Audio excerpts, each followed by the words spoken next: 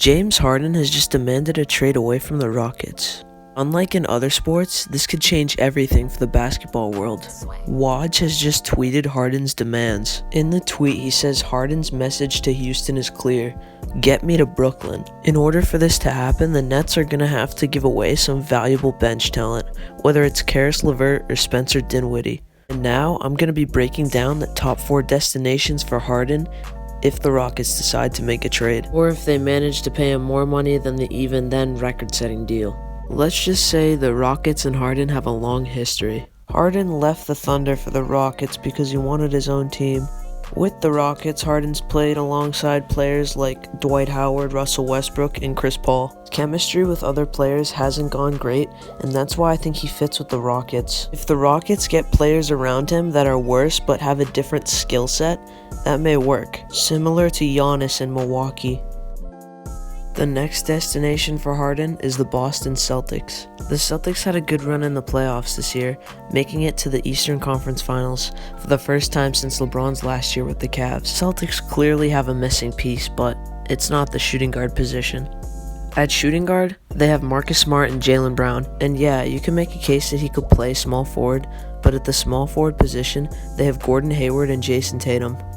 And yeah, if you look at it in retrospect, the Celtics' years with Kyrie Irving were atrocious. That's why they brought in Kemba Walker, because Kemba Walker is a playmaker, but he loves to pass the ball and share with other players. On the other hand, Harden and Kyrie Irving are much more close-minded players, and they think about themselves before the team. I think that the Celtics' move right now is to move higher up in the draft, because that's the only place they're going to find someone in the center position in which they need. Although Harden's a great player and one of the best we'll see in the next coming years, the Celtics just wouldn't make a trade like this.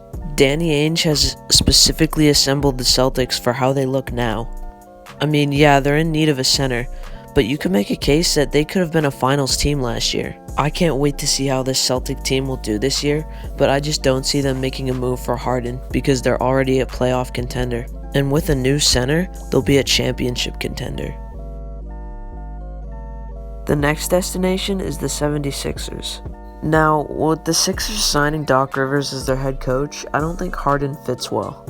Typically, Doc Rivers loads up on the bench.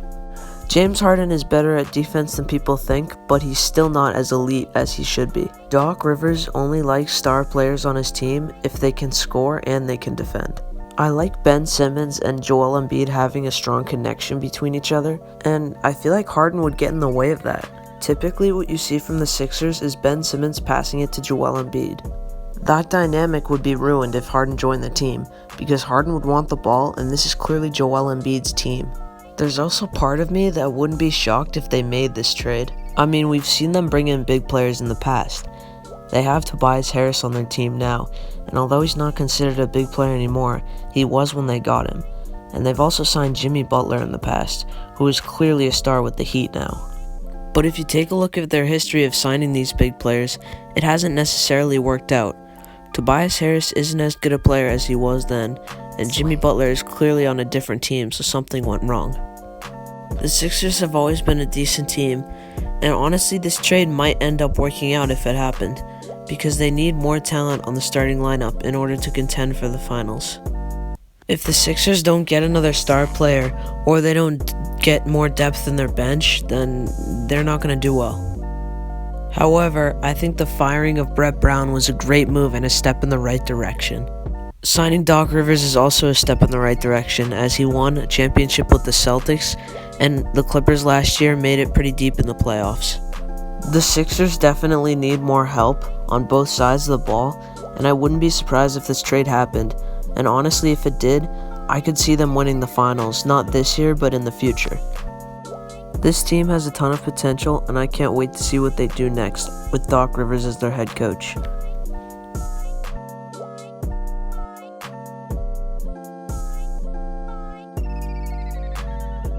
The last destination, and definitely Harden's number 1 pick I'm going to be talking about, is the Brooklyn Nets. Now, the Nets made 2 big offseason moves last season, signing Kevin Durant and Kyrie Irving, and last year they did pretty well, with KD being out the whole year and Kyrie battling with injuries the whole year. Harden won 6th Man of the Year on the Thunder when Kevin Durant and Russell Westbrook were there as well.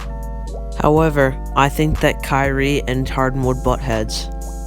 Kyrie and Harden are both very close-minded players and have the same opinion on certain subjects. I think that Kevin Durant is a star player, but he's played long enough to realize that it's not all about the stats.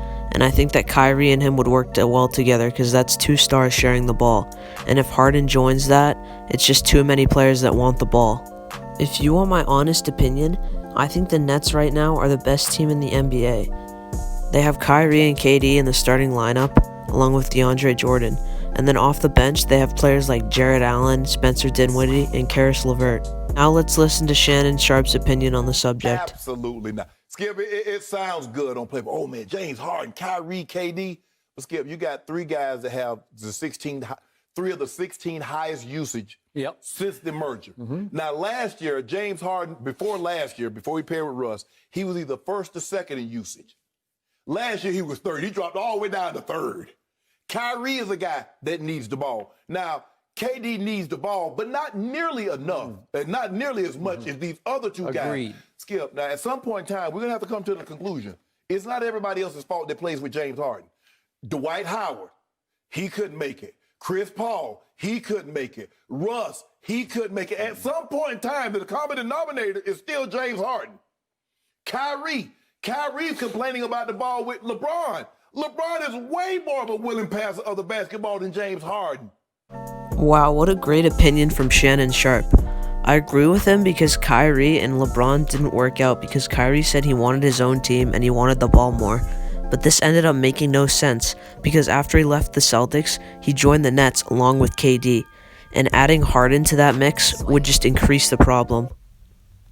I can't wait to see how this unfolds and which team Harden decides to go to. But if he goes to any of these teams, that automatically puts them in the position to be a playoff contender. Thank you guys for watching. Make sure to like and subscribe.